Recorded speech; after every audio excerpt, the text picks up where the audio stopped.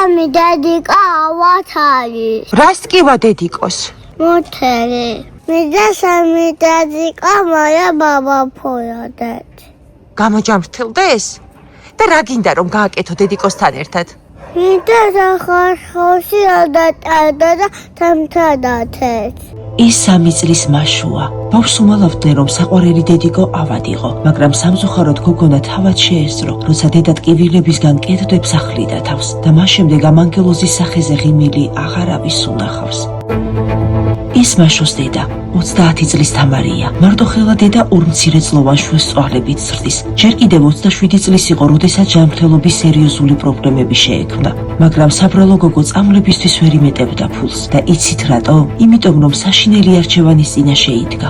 სამშობიაროდან ახალი გამოყვანილი მაშო და 6 წლის ნატა სიცივეში ხოლოდა ზამთარში თუ საკუთარი ჯანმრთელობისა და სიცოცხლისთვის დაეხარჯა ფული. გმირმა დედამ არჩევანი რომელ მათგანზე გააკეთა, ალბათ ხვდებით.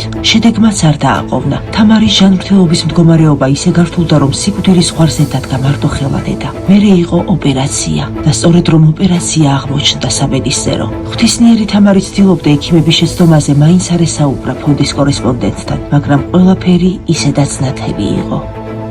ხშირად ნატრობა უბრალოდ მოუკვდა, იმიტომ რომ მართლა ვეღარ ვუძლებ, იმდენად არის შევიწროებული, რომ საჭმელი კი არა, წყალიც არ გადის დროულად. თითქოს მდუღარე წყალში ზიხარ და იწვი. 2 მცირეწლოვანი ბავშვის დედა ვარ და ჩემი ტკივილებიდან გამომდინარე, მათთანაც ვერ ვატარებ წესიურად დროს.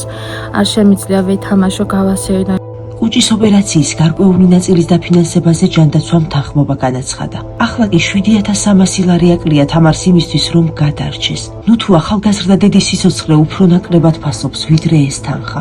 ნუ თუ 2 მცირეწლოვანი ბავშვის დაუბრება უნდა დავუშვათ 7300 ლარის გამო.